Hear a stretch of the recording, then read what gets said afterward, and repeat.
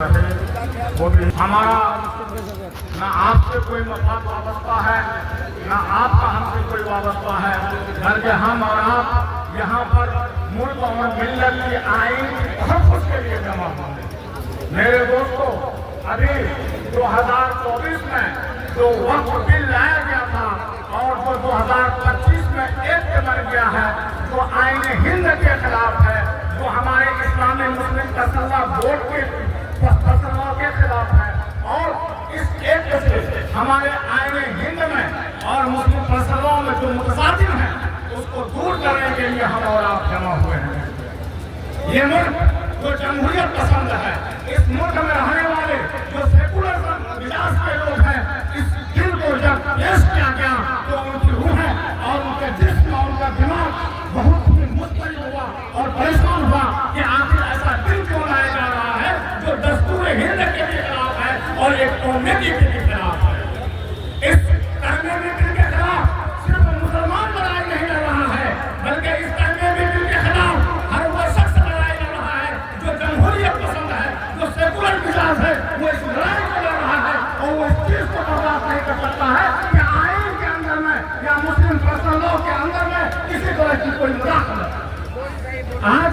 यहाँ पर हम और आपको जमा हुए हैं सिर्फ और सिर्फ इसीलिए जमा हुए हैं जिस तरह अल्लाह रब्बुल इज्जत ने हमें पाबंद बनाया है कि हम उनके अहकाम पर अमल करें, जिस तरह अल्लाह रब्बुल इज्जत ने हमें और आपको मुकल्लफ बनाया है कि हम उनकी कही हुई बातों पर अमल करें, वहीं पर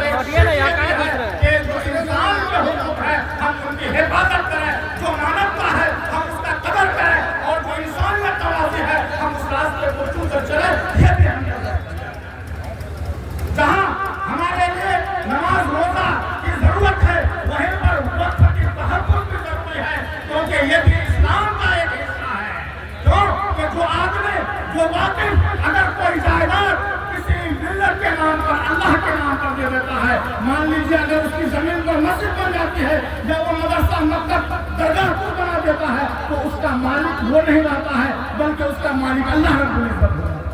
होता है कि नहीं होता है। लेकिन उस मालिकी हुकूक में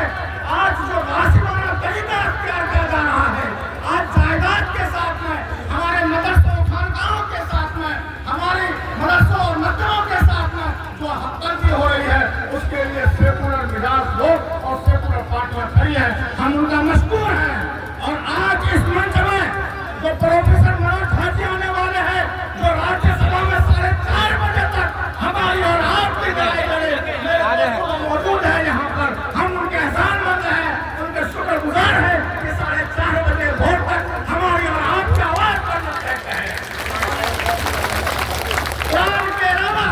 हदीस में भी कहा गया है, मन लम यशकुरिन नास लम यशकुरिल्लाह, कि जो शख्स इंसान के शुक्रगुजार नहीं होगा वो अल्लाह का भी शुक्रिया अदा नहीं करता है। हमें उन 232 मेंबरान का शुक्रिया अदा करना चाहिए जिन्होंने हमारी लड़ाई लड़ी है और अभी भी लड़ रहे हैं और इंशाअल्लाह हो जाएगा वो लड़ाई लड़के रहेंगे। मेरे दोस्तों, यहाँ पर दानिश्वर लोग बैठे हुए हैं, वक्त और वक्त एक को पढ़े हुए हैं, उसमें बताएंगे कि 14 पॉइंट ऐसे हैं, 14 सिख ऐसे हैं जो मुतसादिम है हिंदुस्तान के दस्तूर से, जो मुतसादिम है मुस्लिम फैसलों से, उसको सुधारने के लिए लगे हुए हैं और हम लोग उनकी आवाज पर हमेशा लबैक कहने वाले हैं। ये जमहूरियत का मुल्क है और आप अम्बेडकर ने जिस दस्तूर को बनाया है उस पर चलना जरूरी है। उस आइन और संविधान की हिफाजत हमारे और